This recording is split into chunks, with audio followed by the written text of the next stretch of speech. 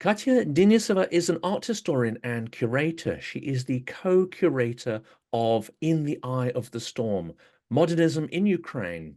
This exhibition has been running from 2022 through to this year, and currently, if you're based in the UK, you can see it at the Royal Academy in London. Katya, I haven't seen the exhibition, but I have got tickets rather for mid-August. I'm very much looking forward to it. But could you introduce yourself and give us a little bit of an introduction to this exhibition? Because clearly it's been on quite a tour as well through Madrid, Cologne, Yeah. Brussels, Vienna, and now London. Yes, thank you so much, Jonathan, and thank you for having me. Yeah, so as you said, my name is Katia Denysova. I'm one of the curators of this exhibition, and I've been involved with this project from the start. So in the Eye of the Storm, as a project, it commenced pretty much with the start of the Russian Federation's full-scale invasion of Ukraine in early 2022. And I've been privileged to work with Konstantina Kinsha, who sort of masterminded the whole project. And we work closely with the National Art Museum of Ukraine to make it happen, and obviously with our partners in Europe. So when we started the project, sort of the objective that we pursued was sort of twofold. We wanted to obviously take the works out of Ukraine, and this is some of the greatest masterpieces of modernism that we have in Ukrainian collections. And it was absolutely vital that they are out of the country, but we also saw them as an instrument, so to say, of cultural diplomacy. And we thought that this kind of art and telling the history of this art could help counteract some of the narratives that were coming out of the Kremlin, that Ukraine is not a real nation, it doesn't have its own history, etc., etc. And I think what is very clear with our exhibition, how untrue all of that is, and how distinct Ukrainian cultural profile is, how distinct our cultural heritage is, and the historical trajectory that Ukraine pursued during the period that we're covering in our exhibition. This is the first 3 decades of the 20th century, is very different from it aligns in many respects with Russia, but at the same time, it's a different story, and it's an important story to tell.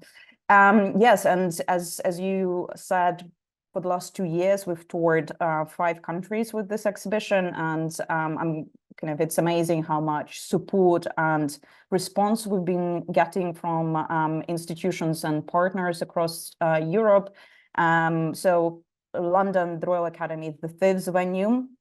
Before that, we were so it started in Madrid at Museo Nacional Thyssen-Bornemisza, then it went to Cologne, Museum Ludwig, then to Brussels, to the Royal Museums of Fine Arts there, and then at the Belvedere in Vienna. And in London, at the moment, we are this is the final showcase of this iteration of the exhibition.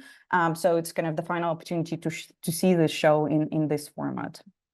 And let's go through some of the numbers, because putting on an exhibition like this must be a huge challenge. Doing it in the context of wartime must compound that challenge. How many pieces of art, how many different artists are represented, and what are the logistical challenges of actually putting this on? Yeah, so I think it's quite an unprecedented project of putting an international touring exhibition in the time of the war and taking the artworks out of the country that is at war. And I think our partners, the first institution we partnered with, Thyssen-Bornemisza, it was a challenge and a new experience for all of us. And of course, it also needs to be pointed out the amazing work of our colleagues in Ukraine who made this project possible, as well as the works that we have in the exhibition. They come from 2 collections in Ukraine: the National Art Museum in Kyiv and the Museum of Theatre, Music and Cinema, also in Kyiv. And we need to understand that. So we were shipping the works out of Ukraine in November 2022. So if you remember, that was a period, yet another period when Russia was bombarding Ukraine pretty much on a weekly basis and targeting infrastructure. And so there was a debate of whether it's actually safer to leave the works in the walls in Ukraine or to take them out and ship them through the country. And Ukraine is a massive country, so it takes a while to reach the border. To ship them through the country while there is a high probability of a missile attack.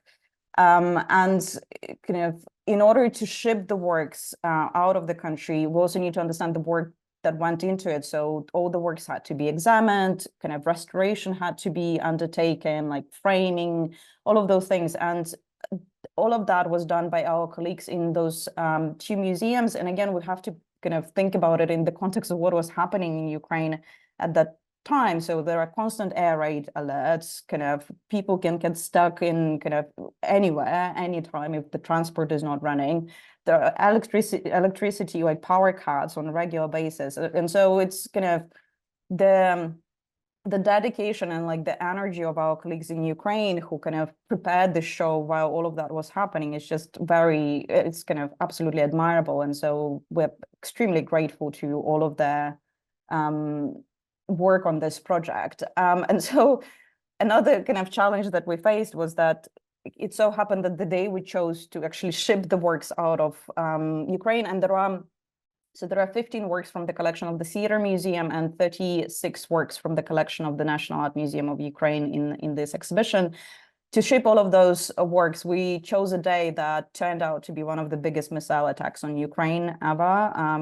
It was 15th of November when the Russian Federation fired, I think, around 100 missiles all over Ukraine. Luckily, the vans with the artworks were they got through Ukraine unharmed. But then when they got to the Polish border, it was also the day when a stray missile landed in one of the Polish villages close to the border. And so the border essentially, effectively was closed. So it was a bit of a diplomatic coup to we asked the Ukrainian ambassador in Spain to get in touch with his counterpart in Poland, and then to fast track the vans with our artworks through the border so that they would not be stuck there for days. So when the artworks finally arrived in Madrid, I think our Spanish colleagues, they actually cried, some of them, because it was such an intense process of taking them out of the country and getting them into the safety of their museum, that it was just the emotional release was unbelievable. And when they saw the quality of the artworks as well, because I think they did this, they signed up to do this project more as a support Ukraine exercise, but when they saw the artworks and the quality of the art, they I think they were absolutely overwhelmed. And it was it was so touching to see that kind of reaction, to be honest. But then with each venue was so there is this core group of loans from the two national museums in Ukraine that travels to all of the locations, and then in each institution was complemented with a selection of additional loans, either from private collections or from public collections. Some of the museums where we staged the show, they had in their own collection, they had artworks by artists from Ukraine. So it was interesting for them also to showcase works from their collections in this context. And it also prompted them to rethink their collection and their labeling and how, because they were all approaching this art as Russian avant-garde. So it's for them a process to also review their scholarship and how they present their collections. So yes, that's in a nutshell, lots of different challenges, but the response that we've been getting to this exhibition from our colleagues and from the audiences has been so positive and so inspiring that it all worth it. Well, definitely want to come back to that idea of how the media and the audience have been receiving it, but let's focus on something you mentioned there, which is this delicate balance of, if you stay in the country, you're at risk. If you transport these artworks, you're at risk. Obviously, the risk hopefully reduces once they're out of the country and on tour. But as of the 11th of July this year, UNESCO has refreshed its list of damaged sites of value, cultural sites of value in Ukraine. Of course, as you'd expect, there's a huge number of religious sites, 138, but there are 214 buildings of historical and artistic interest. There are 31 museums, as well as many monuments and libraries as well. And I don't know if anyone in the audience can recall, there was actually a missile attack on the Odessa Art Museum and several other buildings over the last couple of years. I mean, it is deeply shocking that these likely were not accidents, but were deliberately targeted by Russia. Yes, I think it is a deliberate attempt to assault Ukraine's heritage, cultural heritage, and cultural institutions, and it is part of the kind of greater plan that Russia has of destroying Ukraine and kind of, I think, suppressing our kind of cultural activity and damaging or destroying our cultural sites and collections is very much part of that. And I think another very important consideration is that we've seen what happened with museums in places that were occupied by Russia. So like the Kherson Museum was absolutely looted.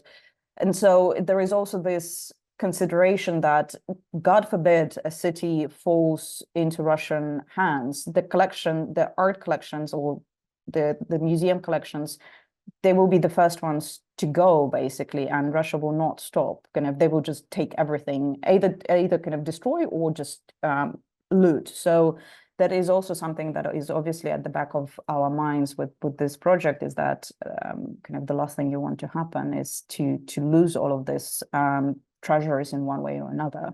Of course, you can't bring everything out of the country, and exhibitions have to focus on a particular period, a particular slice, a particular theme. So what is behind the choice of, in particular, the modernists, and the individual artists, and then the choices of their individual works? How did you go about sort of creating a consistent exhibition rather than just, grabbing everything that was available and, getting it on a transport? I think we had a very clear idea with what kind of story we wanted to tell with this exhibition, and the choice of the period, so specifically the first 3 decades of the 20th century, was not incidental, because that was a moment of tremendous social-political change in Ukraine, and the historical background is very important. So that was a period when the First World War, then the collapse of the Russian and Austro-Hungarian empires, of which Ukrainian lands were a part at the time. Then you have the Ukrainian War of Independence and the Russian Civil War following the revolutions in 1917. And then proclamation of independent Ukrainian state was Ukrainian People's Republic in 1918, and the fight with the Bolsheviks over Ukraine's territory, and eventual loss of the national Ukrainian forces to the Bolsheviks. And I think a lot of what's happening in Ukraine today, it's a continuation of that story. And I think it is impossible to understand the current moment without looking back at that period and trying to understand what was happening then, and looking at all of those processes. But despite all of that tremendous upheaval, it was also one of the most interesting periods in Ukraine's art production. And it was such a an outburst of activity, despite everything that was happening, or maybe because of everything that was happening, artists had to respond to it in the way that they knew how to do. And so there is this merging of it is a significant period in, if you take Ukrainian art history, but it is also a very important period historically, and it resonates a lot with the current moment and with what's happening in Ukraine today. You're involved with this exhibition over a considerable period. You must have got to know the artworks, very intimately, as it were. Which ones still, jump out at you as being exciting when you look at them, and, fresh, stimulating, that kind of stuff? I think with each new exhibition that we've done, I discover something new and a new artwork that I want to spend more time with, or an artist that I want to look into more. But I think for me, and this goes, so I've been doing this exhibition alongside completing my PhD at the Cordova Institute of Art, and I'm researching I'm working on this period in my dissertation. And so one of the artists who is someone who I find absolutely fascinating is Alexandra Exter. And she's sort of this she's a fascinating personality, but she's also, her art is just stunning. And it's so I don't know, every time I see her artworks, my heart sort of skips a bit, and it gives me shivers. But she is important because she sort of was the bridge between the West and the East, because she grew up in Kyiv, but she spent considerable amount of time in Paris, especially, and she was very much kind of aware and working through all of the latest things that were happening in Western Europe, and then she would bring all of that back to Kyiv and to artists working in Kyiv and become this kind of artistic emissary, so to say. At the same time, a lesser known aspect of her activity is that she was very interested in Ukrainian folk art, especially embroidery, and she was really a connoisseur of traditional Ukrainian embroidery, and she wanted to explore how traditional Ukrainian embroidery could inform modern painting, which I think is a fascinating combination, because normally in art historical scholarship, when you think about folk art, you don't think about it as modern. Like, it seems as a sort of slightly anti-modern thing. But for Exter and many artists actually working in Ukraine at the time, folk traditions, decorative art traditions were very much agents of modernity, and you can see how they worked through those elements in their paintings or other Exter, for example, she was very active as a theater designer. So it's a lesser known element that I think is super fascinating, specifically about art produced in Ukraine during that period. And Exter was at the forefront of those processes. It's an interesting question, which we were talking about before we hit record, and that is the extent to which some works are much more overtly, have a national identity or expression. Some are much more universal, and they seek a commonality in ideas, and are not so national in character. Are there, obvious ways and far less obvious ways in which you can look at some of these pictures and say, well, that's definitely Ukrainian, in a way that perhaps I wouldn't be able to spot? Yeah, so that's very true. And I think the art that we have in our exhibition, it speaks to both. So there are artists, and through the artwork that they were created, they are very universal in a way, and they're very recognizable. So for Western audiences, because they worked so closely with their counterparts in Western Europe, that that visual language is very recognizable, and it's comparable to what was happening in Paris and Berlin and Munich and Vienna at the same time. But there are also artists and artworks who worked more specifically with the Ukrainian heritage, and that iconography is quite different from the rest. So, for example, one group that is very important for during this period in Ukraine was the so-called Boychukisti. They were named so after their leader Mikhailo Boychuk. And Mikhailo Boychuk, it's very interesting. He was actually in Paris, studying in Paris during the same time that Exter. So they both arrived in Paris in 1906. But while Exter went on the more modernist past and the avant-garde Cubism, Futurism, that way, Boychuk decided that that wasn't the the path that he wanted to follow, because he was very much interested in this idea of renewing Ukrainian artistic heritage and traditions, and creating a contemporary national style. And in order to do that, he saw that what would work best is to work with the existing heritage. And for him, that was the Byzantine tradition that was so present in Ukraine from the medieval times. So like the mosaics, the frescoes that you would see in Ukrainian churches. And so he used that as the basis for to create this synthesized style that in the 1920s developed into a school of monumentalism. So his students, they created monumental artworks all over Ukraine in the 1920s. But it's a very distinct iconography. It's completely different from everything else we have in the exhibition. And another important feature of it is that while Byzantinism was the sort of the core, they also worked with Ukrainian folk traditions. So two of the paintings that we have in the exhibition, one by Timofey Boychuk, who was the youngest brother and student of Mikhailo Boychuk, and another one by Ivan Padalka. If you look at the figures, the costume, like what they're wearing, is very distinctly Ukrainian. Like any Ukrainian looking at those paintings will straight away say, "Oh, these are Ukrainians," because of what kind of the attire that they're wearing. So yes, and I think it is something that we're trying to explore in the exhibition, is like the different approaches and the plurality of stylistic and kind of the range of styles that the artists were working with in Ukraine at that time, and also the different approaches that they pursued. Is there, can you trace a line between that and then the reemergence of folk art in the sort of 60s, 70s and so on? Maria Premychenko and others, they have a very folk feeling, but also some of it can feel, you know, quite, well, extremely modern in terms of the abstraction of color and form and so on. So do you see some sort of continuation between artists of this period and later periods?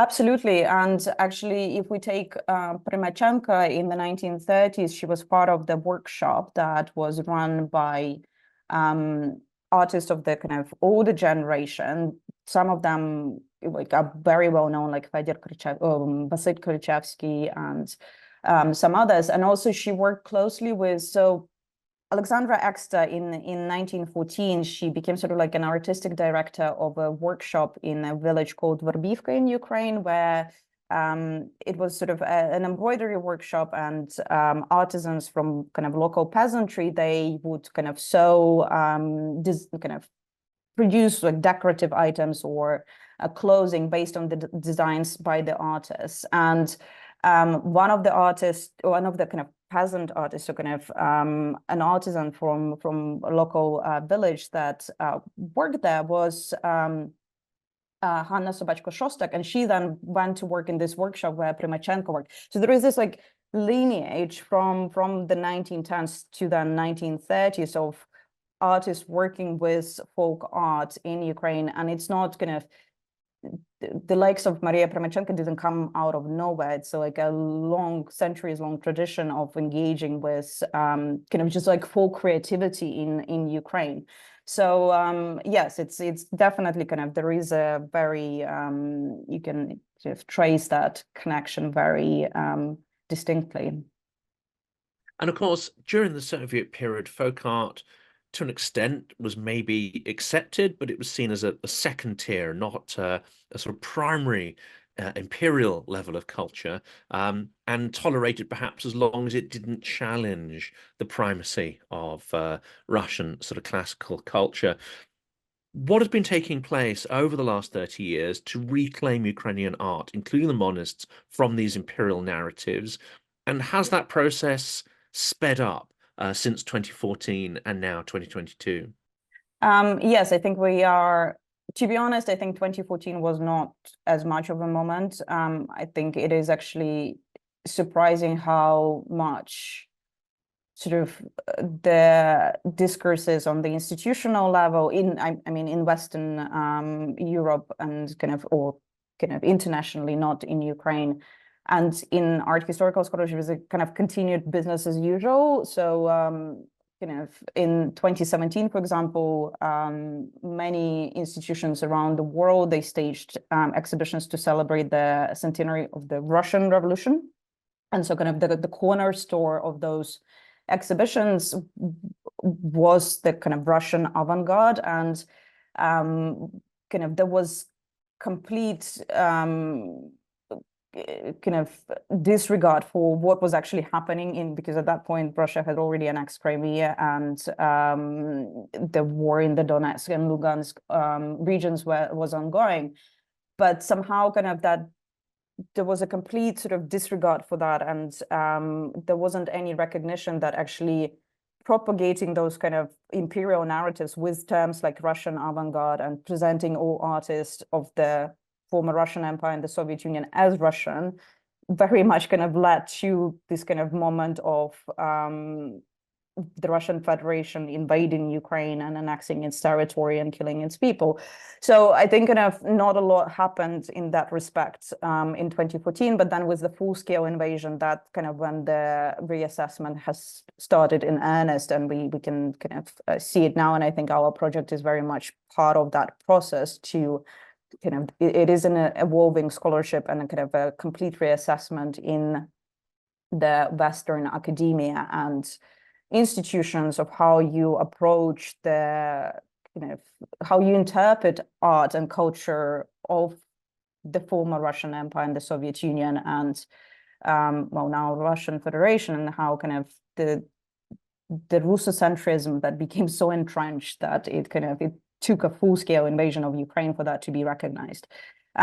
So yes, that is definitely something that we're doing with our exhibition, with our project, is trying to counteract that Russocentric interpretation, trying to deconstruct the term Russian avant-garde and point out it's that it's kind of an artificially created term, but it's also problematic for many reasons, and mostly because it kind of presents cultural production or artistic production of two multinational empires as solely kind of in a very mono-ethnic Russian terms, which is baffling that this is still the case in the 21st century, to be honest, like with all of our kind of all the decolonial processes, and there is just a complete lack of kind of post-imperial nuance, so to say, when it comes to Russia and kind of the former kind of Soviet Union, the Russian Empire, and the kind of the states that everything is Russia, basically. Like there is no nuance whatsoever, and try to kind of differentiate and dissent as well. Also, kind of, I think another big issue is that the culture in the Russian Empire and the Soviet Union has always been studied through Moscow and St. Petersburg and Leningrad. There've been very little attention paid to other places around those two states, and these kind of processes of decentering now in kind of in literary and cultural studies and art history are underway, but it will take a long time to kind of disentangle all of that. And that's one of the, unfortunately, truly effective things that was the Russian Empire was able to do, and to a far greater extent even the Soviet Empire, and that is the erasure of the context in which art was made. That would include literature and many other things as well. And, you know, throwing a blanket of amnesia over it. They even managed to do that to an extent with the whole of Eastern and Central Europe after the Second World War. As you say, essentially sort of removing any nuance but destroying context. As an art historian, how do you go about rebuilding the context in which these artists operated, and trying to reconstruct the ideas and motivations and even networks and communication, some of which you've talked about, that led to that art? And how conscious are you that that is really fighting against a process of imperialism which sought to erase that? Yes, well, you have to kind of go back to the origins, really, kind of, and look at luckily, and it's also kind of amazing, despite all of the kind of destruction and volatility that Ukraine suffered in kind of in the early 20th century and suffering today, there are so many archives and artworks available. So you really need to start with going to doing your basic work, archival work, and kind of recovering the primary sources and the documents. And art historians in Ukraine, since the independence of the country, have done tremendous amount of work to recover those sources and kind of start reconstructing events as they happened rather than as they were presented in the Soviet scholarship. Because kind of if you open any kind of Soviet kind of textbook on art, kind of there's so many names and events and institutions were erased, but the archives still luckily hold a lot of that information. So it's kind of going back to what's still available and kind of reconstructing it bit by bit and recovering names, and also recovering stories, like, because many artists during that period, as I said, they saw themselves as part of an international network, but they also kind of, Ukraine at the time and kind of Russian Empire more broadly, and then the Soviet Union, well, to a lesser extent, they were so multicultural, and there were so many cultural transfers happening within the states themselves, and we have to be aware of that and recognize that and kind of explore that plurality, so to say, of to an extent identities and also kind of cultural encounters that artists and cultural practitioners in Ukraine and in the Russian Empire were operating within. Well, let's turn to, well, I'll cut that. Let's turn to what is quite a painful area, of course, and that is the fates of the artists. And of course, you're showing artworks that survived. Not all the artworks of these artists will have made it to the present day due to revolutions, civil wars, and even suppression. But there was also a conscious attempt to erase many artists physically as well. What is the fates overall of the artists shown here? How many were forced into exile? How many unfortunately didn't survive that transition to the Soviet period? How many were persecuted, in later decades? Yeah, so we basically, with the art and artists represented in the exhibition, we cover all of those kind of things that could have happened or did happen to artists in Ukraine during that period. I think very representative of the kind of the purging and the repression that happened in the Soviet Union from the 1930s onwards is the group of that I mentioned before, the Bolshevikists, because they were basically purged as a group. So Mikhailo Boychuk and some of the other leading members of the group, they were executed, and they were executed as on the accusation of being Ukrainian bourgeois nationalists. So it was a very kind of distinct accusation, and it was precisely because they were interested in recovering Ukrainian traditions and integrating them in the realm of high art. It wasn't just like some kind of what peasants do in their homes. It kind of, they really wanted to take those traditions and kind of create art for public consumption based on those traditions. And another thing that they were very much adamant about is that Ukraine, and even like in the 1920s, so they did kind of work in the Soviet Union. They were very active in the 1920s. That was the period when they created most of their public monumental art. They still maintain that Ukraine, even within the Soviet Union, it had to it was culturally autonomous. It was very different to what was happening artistically and culturally in Soviet Russia. And that was also one of the reasons why they were persecuted the way they did. And tragically, after Boychuk and other members of his group were executed, all of the Bolshevik public art, it was destroyed systematically by the regime. So we don't have any examples of their what we today call murals left in Ukraine. And it's a miracle that some of the smaller scale paintings survive. And this is the work that we have in the exhibition, because all of those works, they were put into this so-called Spetsfond. It was like a special secret holding created in what today is the National Art Museum of Ukraine, to which all of the works that were considered to be kind of by the regime inappropriate in some way or another, either because they were created by artists who were purged, or because there was also a campaign with the introduction of socialist realism. There was a campaign against formalism in art. So anything that didn't adhere to socialist realism and was a bit more experimental and kind of there was a bit more freedom of artistic expression, all of that was relegated to the Spetsfond. And actually, most of the works in our exhibition that come from the collection of the National Art Museum of Ukraine, they were in the Spetsfond, in the special holding. And it's, again, a miracle that they survived. And Yulia Litvinets, who is the director of the National Art Museum of Ukraine, she's been doing amazing research over the last kind of decade on kind of recovering those artworks and also recovering the names of the artists, because many of them the artists were not known at all because they were either purged or because their work were kind of considered to be formalist and unacceptable. They were kind of completely expunged from the art historical records and historical records in the Soviet Union. So yeah, so that's kind of like a tragic story in kind of Ukrainian cultural history that kind of, and what happened to the Boychikis wasn't just happening to them. It's like a whole generation of cultural practitioners in Ukraine who suffered that kind of fate, and it's writers, it's theater directors, it's journalists, you name it, it's hundreds of cultural practitioners. So yeah, that kind of the loss that Ukrainian culture suffered because of that, it's kind of unimaginable, to be honest. And also many artists, they left, like Alexandra Exter, for example, she emigrated to France in 1924.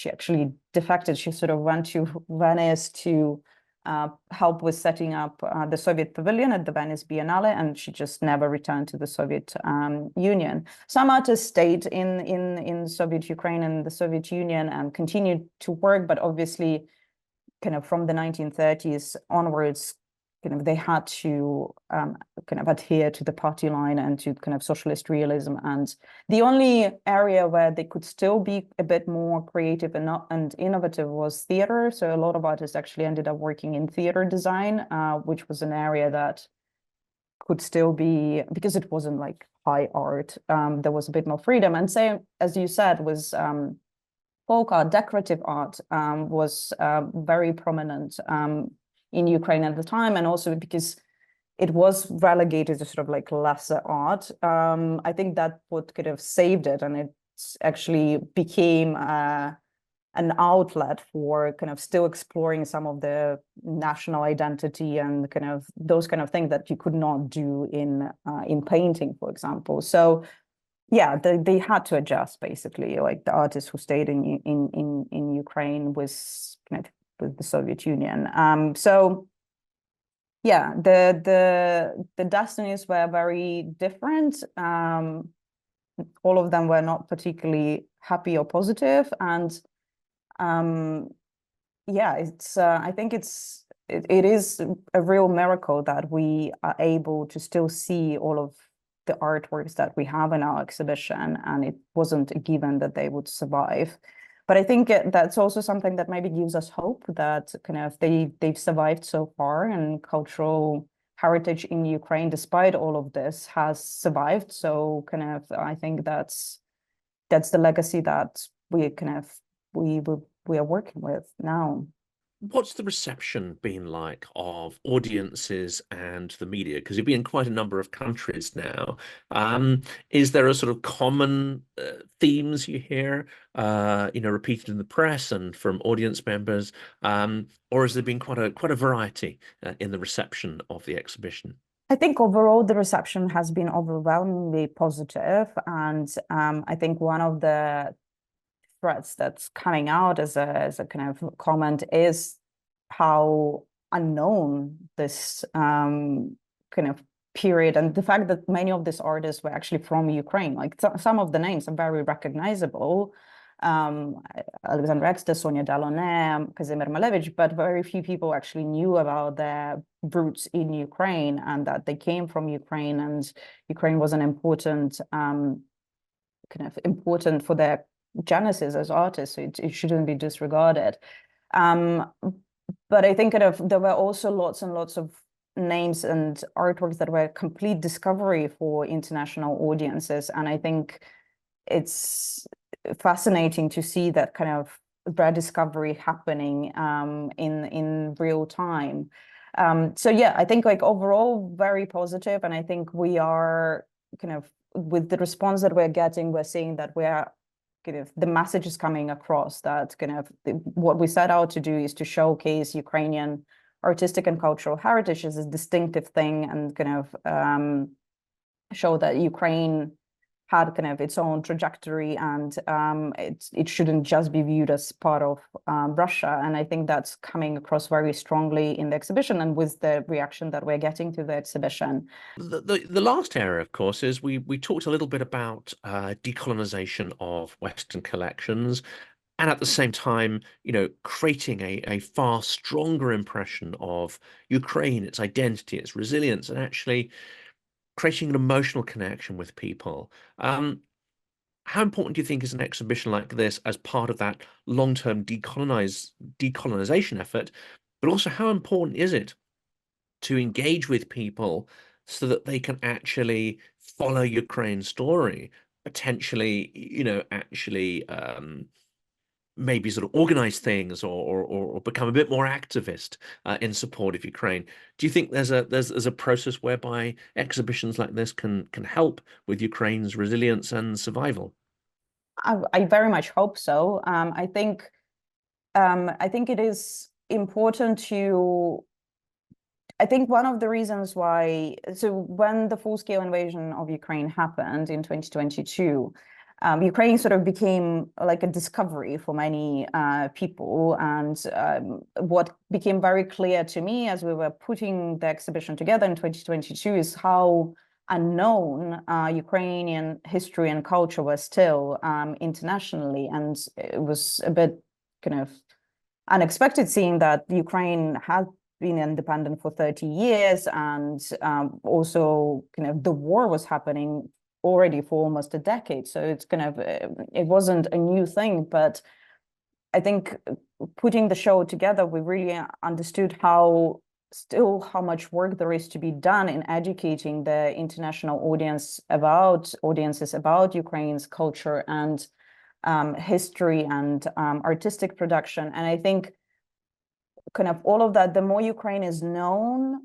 in the West or kind of among the international, not just the West, but like internationally, the more support and understanding of what we are fighting for there will be. And I think it is important to show, because like one of the reasons why Ukrainians are fighting so defiantly right now is precisely because we want to protect this cultural heritage that we have and the artistic traditions that we have.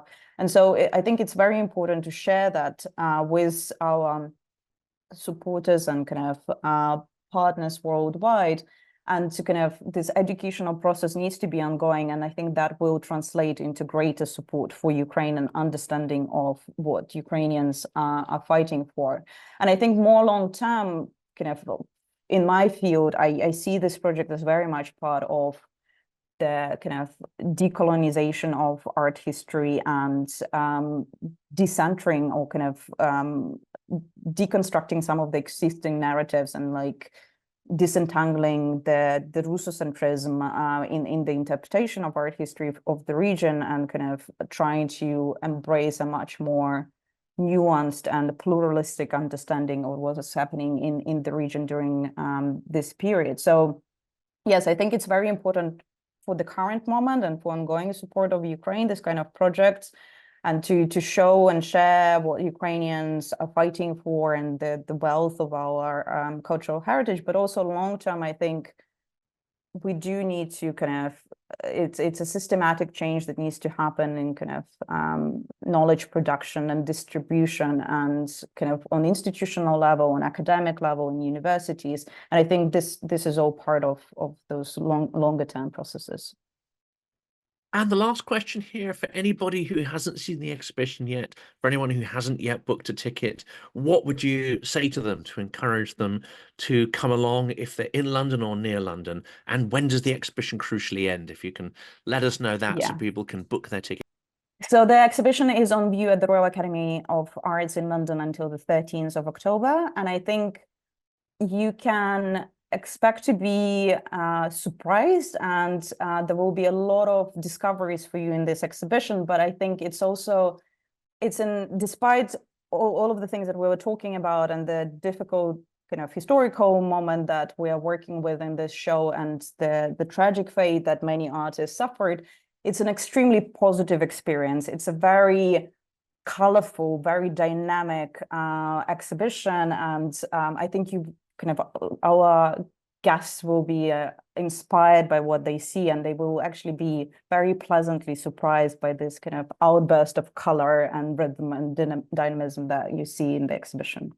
Katya, thank you so much for explaining this to us and for creating such a powerful advert for the exhibition and indeed for Ukrainian art and culture as well. Thank you so much for coming on the podcast and sharing that with us. Thank you so much, Jonathan. It's a complete pleasure. Thank you.